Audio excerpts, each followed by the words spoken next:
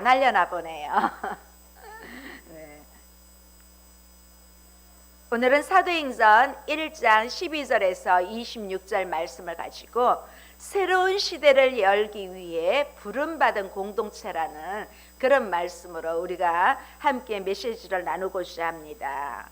사도행전은 예수님이 부활하신 후 승천하시면서 남겨진 지상 대명령이 이 사도들에 의해 건립된 초대교회를 중심으로 실행되어 갔던 역사의 기록입니다. 그래서 사도행전은 신약의 역사서입니다.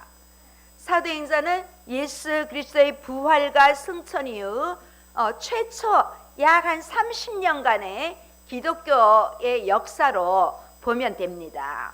이 사도행전은 예수 그리스도의 지상 사역을 다룬 사복음서와 그 연속선상에서 이어지는 것으로 누가복음의 연작으로서 우리는 누가복음의 속편이라고 후편이라고 여러 번 말씀드렸습니다. 지난주 말씀으로 나눈 사도행전 1장 1절에서 11절은 이 어떤 독립적인 그 독립된 세계 서론이라기보다는 본서의 전편인 누가복음의 기록 범위를 이렇게 언급한 서원과 또 누가복음 끝부분에 기록된 예수님의 부활에서 승천까지의 이 40일간의 예수님의 행적을 회고 형식으로 기록하였습니다. 그래서 자연스럽게 누가복음에 기록된 이후의 내용에 대한 도입을 말하고 있습니다. 예수님은 부활 이후 승천하시기까지 대략 40일 동안 제자들에게 나타나시면서 하나님 나라의 일을 가르치시고 특별히 성령 강림의 약속과 또 온 세계 열방을 대상으로 하는 지상 명령을 우리에게 주셨습니다. 지난주에도 잠시 언급했지만 사도행전을 복음을 전파한 그 인물 중심으로 내용을 구원한다면 그 베드로 행전과 바울 행전으로 나눌 수 있습니다. 왜냐하면 1장에서 12장까지는 주 인물이 베드로입니다. 그리고 13장부터 마지막 28장까지의 중심 인물은 사도 바울입니다. 그런데 또 우리의 올해 표어인 사도행전 1장 8절을 중심으로 이 지리적인 구분에 의한다면 1장에서 7장까지는 예루살렘에서 그 교회의 설립 과정과 그 성장 과정을 이 예루살렘 가까이에서 보고 있습니다. 그리고 8장에서 12장까지는 사마리아와 온 유대에 복음을 전파한 내용이 있습니다. 그리고 또 13장에서 21장 상반절까지는 수리아 안디옥을 중심으로 소아시아와 유럽으로 복음을 전파한 사도 바울의 1, 2, 3차 전도의 행적지가 있습니다. 그리고 21장 하반절부터 마지막 28장까지는 예루살렘에서 로마까지의 복음 전파로 어쩌면 바울의 로마 전도인 4차 로마 전도를 다루고 있습니다. 오늘은 이제 사도행전 1장 12절에서 26절 말씀으로 예수님의 승천 이후 성령 강림이 있었던 오순절까지 약 10여일간의 아주 과도기적인 그러한 상황에 대한 말씀으로 예수님께서 성령을 보내주시겠다는 약속과 함께 성교의 명령을 받은 사도들과 무리들이 성령 강림을 믿고 마음을 다하여 같이 기도하였던 그러한 내용을 오늘 누가는 보도하고 있습니다. 이제 이 과도기 기간 중에 있었던 사건 중에 하나로 다락방에 모여서 기도하는 사도들과 무리들이 가룟 유다의 배반으로 공석이 생긴 12제자의 공석이 생긴 그 자리에 보궐직 사도 바울 보궐직 우리가 정치적으로도 한 권역에서 그만두게 될 때 보궐선거를 하잖아요. 그것처럼 한 명을 채우기 위해서 보궐선거를 위해서 준비하고 있습니다. 이러한 여러 배경을 통해서 오늘 저는 새로운 시대를 열기 위해 부름받은 공동체를 거듭나기 위한 이 사도행전 12절부터 26절의 내용을 보면서 그렇게 메시지를 함께 나누고자 합니다. 오늘 말씀을 통해서 우리를 주님의 증인으로 삼아 주셨습니다. 우리 모두를 택하여 주셨습니다. 그래서 이 사실이 얼마나 큰 위로고 얼마나 큰 격려인지, 얼마나 우리에게 소망을 주는 메시지인지 깨닫는 시간 되기 바랍니다. 예수님이 승천하시고 나서 성령이 임하시기 전까지 열흘 동안 제자들이 무슨 일을 했는지 우리 다시 한번 살펴보도록 하겠습니다. 우리 12절 보시겠습니다. 12절 크게 읽으시겠습니다. 시작. 제자들이 감람원이라 하는 산으로부터 예루살렘에 돌아오니 이 산은 예루살렘에서 가까워 안식일에 가기 알맞은 길이라. 예수님의 승천 이야기는 11절에서 사실 마무리되었습니다. 우리는 오늘 12절에서 예수님이 승천하신 장소가 예루살렘 부근에 있는 감람원이라는 것을 알게 됩니다. 여러분 감람원 가봤습니다. 저도 여기 가봤어요. 이 감람원이라는 감람산이라고 합니다. 보통 거기 가면 감람나무가 엄청 많아요. 제가 여기 사진 하나 넣는다는 걸 깜빡했습니다. 이 제자들이 감람원이라는 산으로부터 예루살렘에 돌아왔는데 이 감람원은 예루살렘에서 아주 가깝습니다. 어느 정도 가까웠는가 하면 우리가 주일 예배 드리려고 걸어오기에 안식일에 가기 딱 알맞은 장소입니다. 이 유대인들은 그 한 성읍의 길에 대해서 약간 2,000규빗 1규빗이 여러분 이 손끝에서 요 팔꿈치까지 요걸 1규빗으로 생각합니다.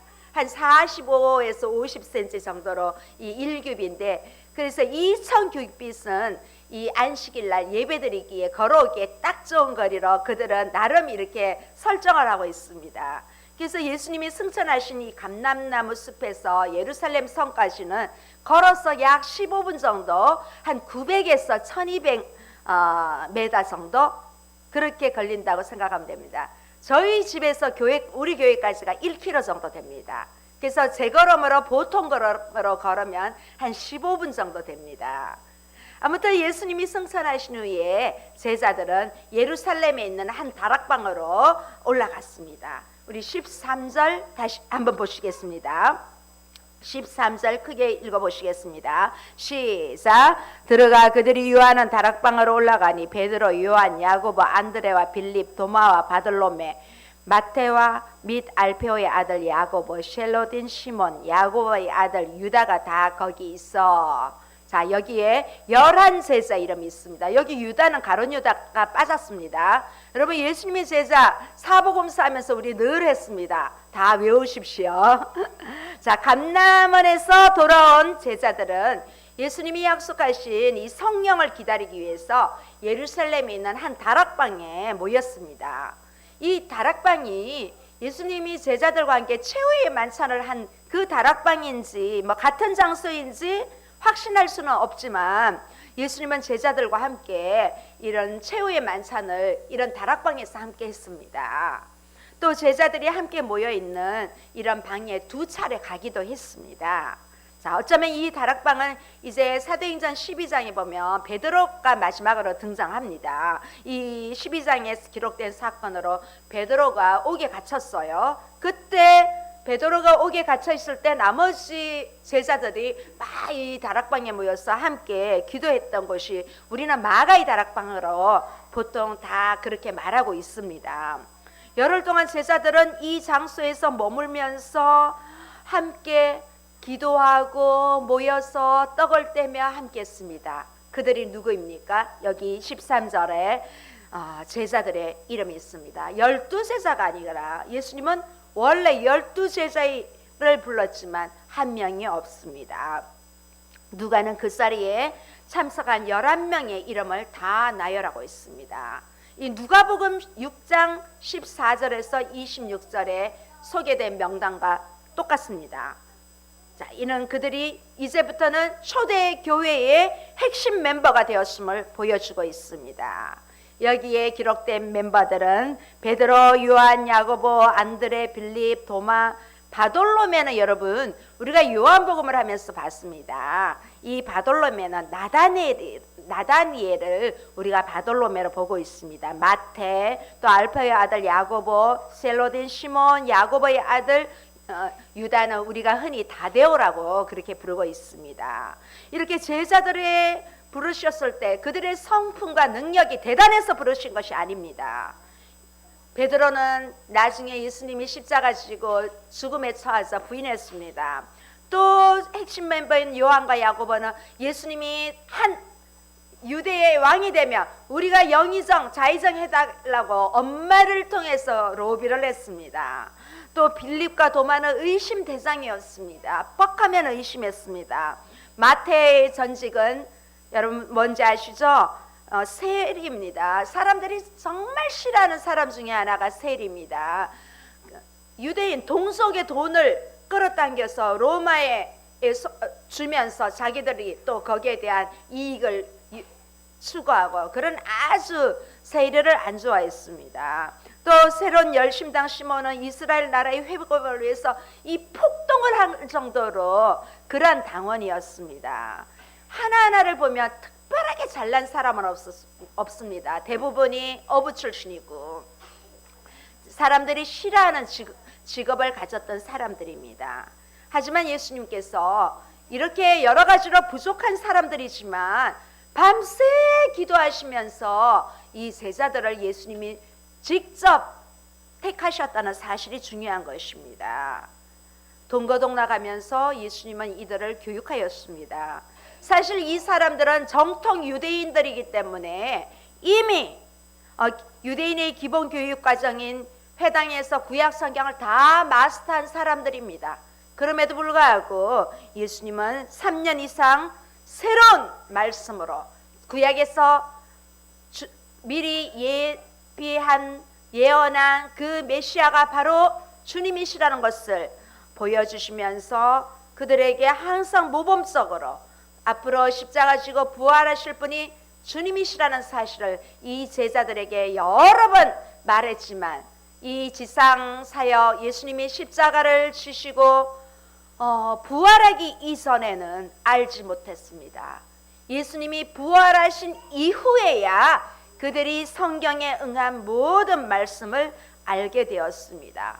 이제는 예수님이 부활하시고 이제 승천하시기 직전에 예수님께서 제자들에게 지상명령으로 이 사도행전 1장은 보여주고 있는 것입니다. 그래서 그들은 이제 믿을 수밖에 없습니다. 제자들은 본 것을 이제 그대로 증언할 수가 있습니다. 이제 이들을 통하여 하나님은 새로운 시대를 열기 위해 부름받은 공동체로 세워주셨습니다. 이제 14절에는 또 다른 12제자 말고 예수님의 증인들이 있습니다. 14절 한번 보시겠습니다. 여자들과 예수의 어머니 마리아와 예수의 아우들과 더불어 마음을 같이하여 오로지 기도에 힘쓰더라. 자, 이 12제자들 외에도 예수님을 따른 여자들과 예수님의 어머니 마리아와 예수님의 아우들도 함께 있다고 합니다. 유대인 사회에서 별로 활동할 수 없었고 정말 어떤 도움이 없다면 활동할 수 없다는 여인들의 모습이 있습니다. 특히 우리나라도 조선시대나 이럴 때는 여인들의 힘이 약했습니다. 유대도 마찬가지입니다. 이 여인들은 쉽게 말하면 어떤 투표권조차도 없는 그러한 사람, 인구 숫자에도 포함되지 않는 그러한 여인들이 이제 예수님 부활하시고 승천하신 이후에 이 공동체 안에 들어왔다는 것입니다. 자, 또 하나 놀랄 만한 사실은 예수님의 가족들이 있다는 것입니다. 예수님의 가족들은요, 예수님을 미친 사람 취급했습니다. 초반에는 전혀 믿지 않고 오히려 미친 사람 취급을 했답니다. 그런데 예수님의 부활 이후 마리아와 예수님의 아우들이 완전 큰 영적인 변화가 있었던 것입니다. 자, 이제 그들은 부활의 증인들로 이제 새로운 공동체를 세워가는데 앞장서는 사람들이 되었습니다. 부활하신 예수님께서 그들을 신실한 증인으로 만들어 주신 것입니다. 참고로 성경에 나오는 예수님의 아우들은 야고보가 있습니다. 여러분 신약 성경에 야고보서 있죠. 그 야고보서가 예수님의 동생 야고보입니다.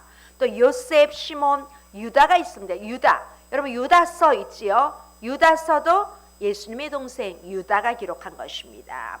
또 이름은 나와 있지 않지만 예수님은 누이들도 많이 있다고 그렇게 기록하고 있습니다. 이렇게 다락방에 모인 사람들은 한 마음으로 성령의 역사를 기다리면서 이렇게 기도에 힘썼습니다. 개역개정에는 우리가 오로지 이렇게 되어 있습니다.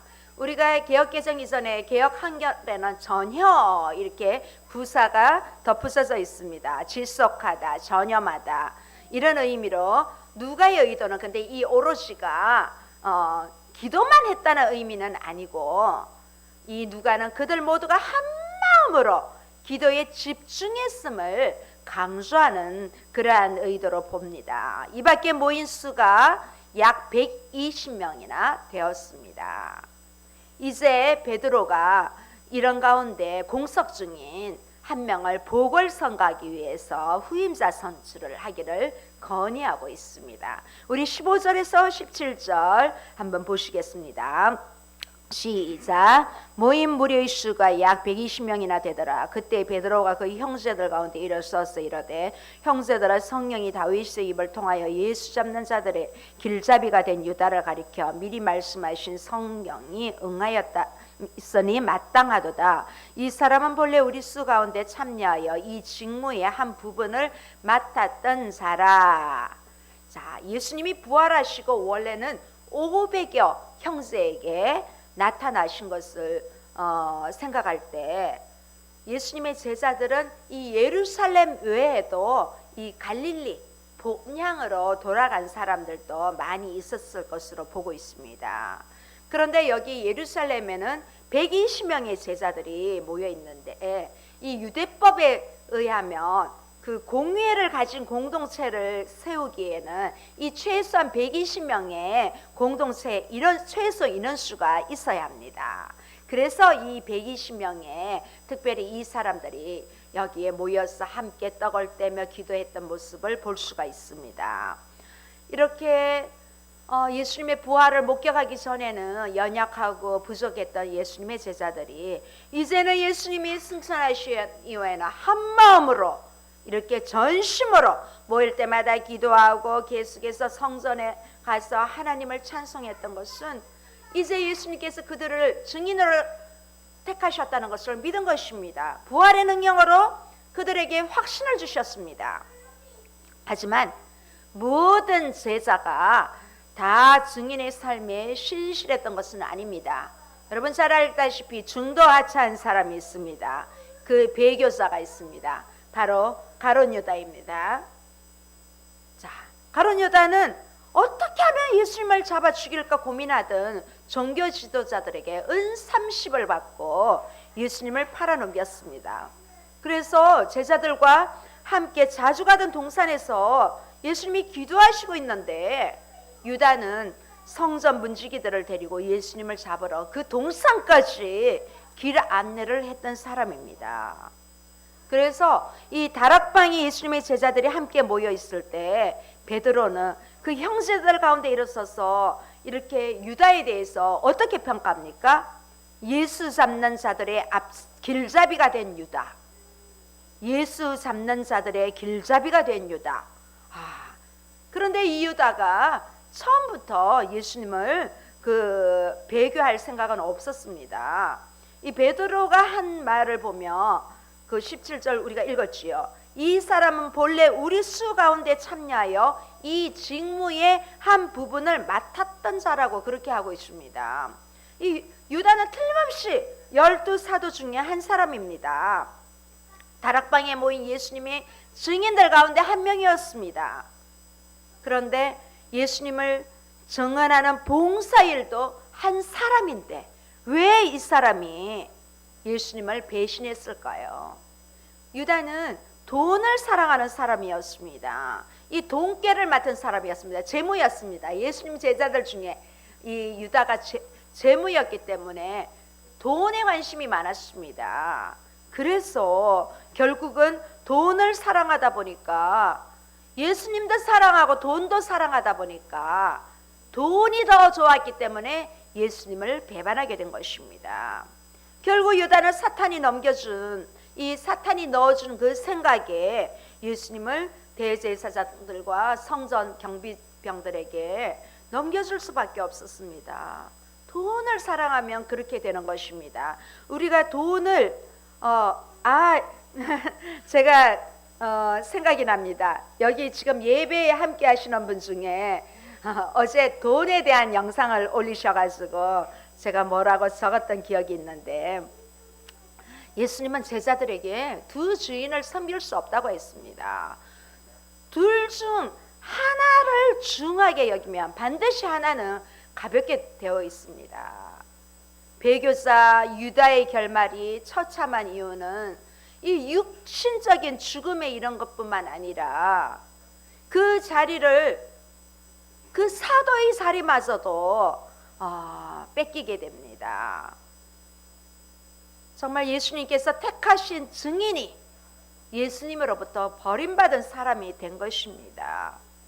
예수님은 하나님 아버지의 뜻대로 자기를 배반한 유다를, 또 돈과 예수님을 함께 사랑하고 돈을 위해 예수님을 팔아버린 이 유다를 이제는 버리게 되었습니다.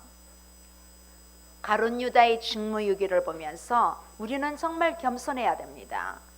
하나님께서 직접 선출한 12사도 중 하나로 예수님께서 요한에게 이제 침례받은 날부터 승천하신 날까지 모든 행적을 거의 다 맛본 자가 어떻게 예수님을 이렇게 유기할 수 있을까요? 믿기 힘든 일입니다. 그런데 가룟 유다뿐만 아니라 이렇게 믿기 힘든 일이 우리 가운데도, 우리 교회 안에도 지금도 일어난다는 것입니다. 우리와 함께 있던 성도들이 모든 은혜와 진리를 가장 가까이 함께 경험했던 그들이 이제 자신의 유익과 만족, 육신의 생각을 쫓아 교회로부터 떠납니다. 이제는 우리가 교회의 한 언저리에 맴돌지 않기를 바랍니다.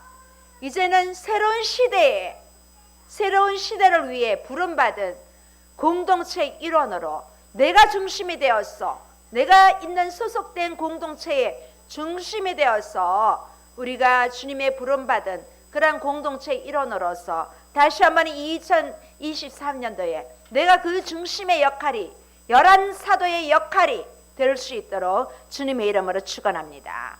이제 18절과 19절은 베드로의 발언의 흐름을 잠시 중단시킵니다. 우리 18절 19절 한번 읽어보시겠습니다. 시작. 이 사람이 불의의 싹스로 밭을 사고 후에 몸이 곤두박질하여 배가 터져 창자가 다 흘러나온시라. 이 일이 예루살렘에 사는 모든 사람에게 알리어져 그들의 말로는 그 밭을 아겔다마라 하니 이는 피밭이라는 뜻이라. 자, 이 부분은 유다가 어떻게 죽음을 맞이했는지 이 누가의 부연 설명입니다. 여러분 개역개정 성경 한번 보십시오. 개역개정 성경에는 이 부분이 괄호가 되어 있습니다. 어쩌면 괄호를 참 잘한 것 같다고 저는 그렇게 생각합니다. 유다는 예수님을 배신한 대가로 땅을 쌌고 나중에 이 창자가 다 흘러나오는 비참한 최후를 맞이했습니다. 자, 그 사연이 사람들에게 알려져서 그 밭은 아람어로 아겔다마로 피의 밭, 피밭입니다. 그렇게 부르게 됩니다. 사실 이 내용을 우리가 마태복음 했을 때 여러분 기억나십니까? 마태복음에서 소개된 내용과 조금 다릅니다. 이 마태는 유다가 목매어서 자살했다고 했습니다. 사실은 우리가 이게 유다는 목매어서 자살했다고 이렇게 많이 그렇게 전하고 있습니다. 그러면서 이 피가 묻은 돈을 다시 대제사장들에게 돌려주어서 이 대제사장들도 우리는 이 돈은 필요 없다 해서 어떻게 했습니까? 그들이 그 돈으로 토기장의 밭을 사서 이 나그네의 묘지로 삼았다고 마태복음에는 그렇게 기록되고 있습니다. 기원을 그렇게 보고 있습니다. 그런데 뭐 이 누가가 말한 것이나 마태가 말한 것이나 전혀 뭐 조화를 이룰 수 없다는 것은 아닙니다. 왜냐하면 이 사복음서는 조금 약간 객관적인 평가가 있습니다. 주관적인 공통적인 부분도 있지만은 공간복음도 있지만은 이 마태와 누가가 가까이 다른 전승에 근거해서 이 말씀을 기록했기 때문에 조금은 다를 수 있지만 그 근본은 같다는 것입니다. 이 말씀은 시편의 말씀을 또 기록했다는 것을 보여주고 있습니다. 우리 20절 한번 보시겠습니다. 20절 시작. 시편에 기록하였을 때 그의 거처를 황폐하게 하시며 거기 거하는 자가 없게 하소서 하였고 또 일렀을 때 그의 직분을 타인이 취하게 하소서 하였도다. 이제 성령 하나님께서 다윗을 통해 시편에 기록하신 뜻을 유다를 통해 또 이루어졌다는 것을 말해주고 있습니다. 이 유다의 배교는 마땅한 일로 하나님께서 미리 이 구약의 말씀에 미리 예언하셨다는 것입니다. 베드로가 인용한 다윗의 시편은 시편 69편 25절과 109편 8절입니다. 우리 함께 한번 보시겠습니다. 먼저 시편 69편 25절 시작. 그들의 거처가 황폐하게 되고 하시며 그들의 장막에 사는 자가 없게 하소서. 또 109편 8절 시작. 그의 연수를 짧게 하시며 그의 직분을 타인이 빼앗게 하시며. 자, 이 시편에는 예수님의 고난과 그 이후의 말씀들이 많이 인용이 되어 있습니다. 특별히 이 사도행전 1장 20절에는 시편의 이 두 말씀을 인용하여서 그렇게 말하고 있습니다. 베드로는 유다가 예수님을 배신하는 것이 하나님의 뜻이며 유다를 대신해 누군가를 세워야 한다고 그래서 주장하고 있습니다. 성령 하나님께서 기록하신 이 시편의 말씀은 그대로 가룟 유다에게 응하고야 말았습니다. 자, 이 말씀이 그대로 응했다는 것은 우리는 이 메시아는 이미 구약에 예언한 그 메시아라는 것입니다. 그래서 신약에 그대로 성취가 되었다는 것입니다. 이제 21장에서 21절은 이 보궐될 사도가 갖추어야 할 요건과 이 사명을 제시하고 있습니다. 이제 마띠아가 결론적으로는 사도로 선출이 됩니다. 그 과정을 한번 보시겠습니다. 21절 22절 함께 보시겠습니다. 시작. 베드로는 성령 하나님의 말씀에 따라 유다를 대치할 일꾼을 세우는 다시 한번 21절에서 22절 함께 보시겠습니다. 시작. 이러함으로 요한의 침례로부터 우리 가운데서 올려서 가신 날까지 주 예수께서 우리 가운데 출입하실 때에 항상 우리와 함께 다니시던 사람 중에 하나를 세워 우리와 더불어 예수께서 부활하심을 증언할 사람이 되게 하여야 하리라 하거늘. 이제 베드로는 이 말씀에 의하여 또 시편에 이미 예수님 예언한 것처럼 그 말씀에 의해서 이제 가룟 유다를 대체할 한 사람을 세우는 것이 이렇게 마땅하다고 그렇게 주장하고 있습니다. 그런데 이 조건을 내고 있습니다. 어떤 조건이냐면 요한의 침례부터 예수님의 승천까지 이 예수님과 함께 같이 한 사람 중에 한 사람을 뽑자. 그렇게 그 특별한 조건문을 내고 있습니다. 왜냐하면 생소한 사람, 예수님의 지금 승천하신 모습만 봤다면 그런 사람은 예수님이 그 이전에 어떤 일을 했는지 모르기 때문에 특히 이 예수님의 요한의 침례는 예수님이 첫 공생의 사역을 하시면서 가장 첫 번째 한 일이 사도 요한으로부터 침례를 받은 것입니다. 침례를 받은 것을 침례 요한, 사도 요한이 아니고 침례 요한으로부터 침례받은 것을 시작을 하기 때문에 그리고 마지막 이제 승천까지 다 본 제자 중에 한 명이 우리와 함께 이렇게 했으면 좋겠다. 그래서 우리와 함께 다니던 사람 중에 한 명을 세우자. 이렇게 말하고 있습니다.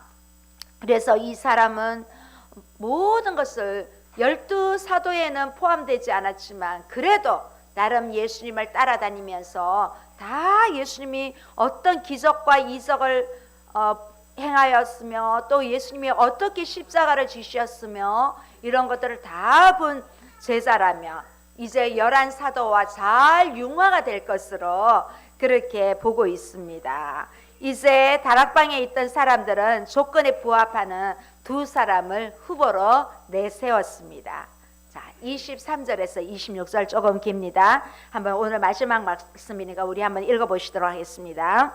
그들이 두 사람을 내세우니 하나는 바사바라고도 하고 별명은 유스라고도 하는 요셉이요 하나는 ματ대아라. 그들이 기도하여 이르되 무사람의 마음을 아시는 주여 이 두 사람 중에 누가 주님께 택하신 바 되어 봉사와 및 사도의 직무를 대신할 자인지를 보이시옵소서. 유다는 이 직무를 버리고 제 곳으로 갔나이다 하고 제비 뽑아 맏대아를 얻으니 그가 11사도의 수에 들어가니라. 이제 두 후보가 세워졌습니다. 누가 세워졌습니까? 한 명은 바사바, 뭐 별명이 많죠. 바사바, 별명 유스도, 뭐 요셉, 이름이 많아요. 우리도 뭐 한 이름을 갖고 여러 뭐 이름을 가진 분들도 들어있죠. 유명한 사람들은 호도 있고.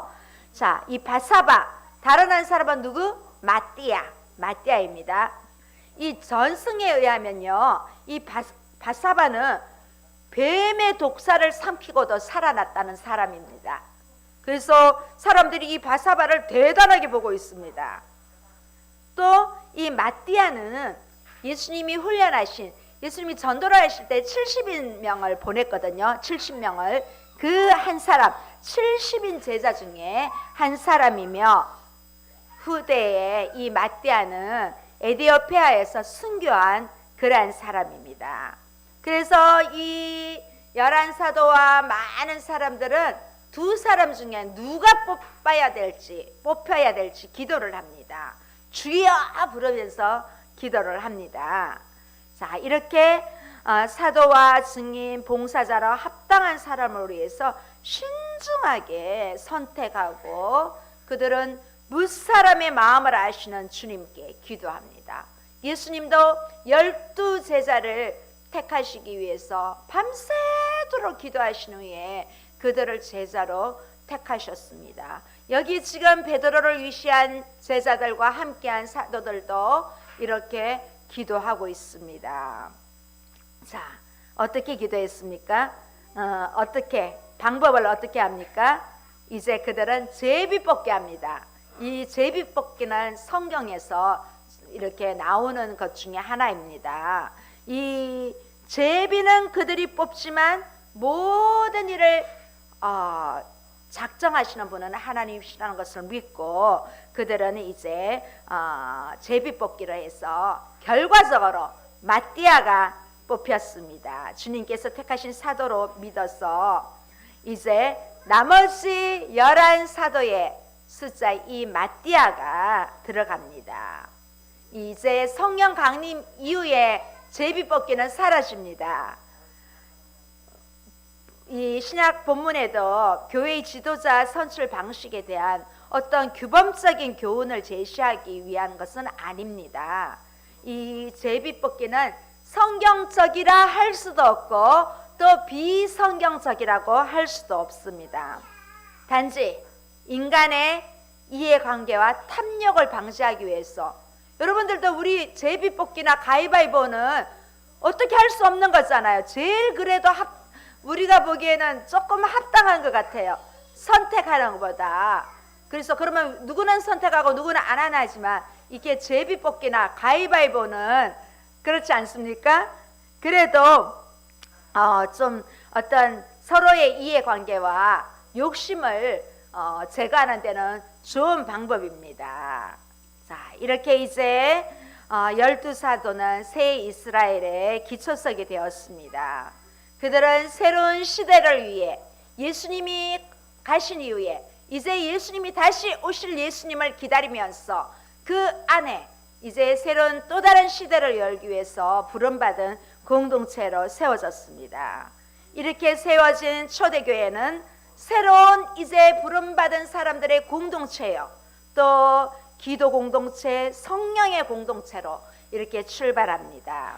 사도행전의 교회로 탄생하기 위해서 이렇게 새로운 공동체를 시작한 것처럼 올 한해 우리 교회가 2024년을 시작하면서 정말 새로운 시대를 열기 위해서 내가 주님 앞에 부름받은 공동체의 일원으로 나아가기를 주님의 이름으로 축원합니다. 우리 교회가 이렇게 새로운 시대를 열기 위해서 부름받은 공동체가 되기 위해서 나 한 사람부터 나아가기를, 또 이 시간 유튜브를 함께 하시는 모든 지체님들, 여러분이 올 한 해 시작하는 모든 공동체에 여러분을 통하여 축복의 통로가 되기를 주님의 이름으로 축원합니다. 함께 기도하시겠습니다. 좋으신 하나님 아버지 감사합니다. 오늘 우리에게 예배자의 자리에 앉게 하시니 감사합니다. 우리를 통하여 하나님의 놀라운 역사를 이제부터 경험할 수 있도록 은혜를 베풀어 주시옵소서. 주여, 이전 것은 지나갔으니 이제 2024년도를 맞이하면서 정말 우리 모두가 새로운 시대를 열어가는 또 다른 부름받은 이 공동체의 일원으로서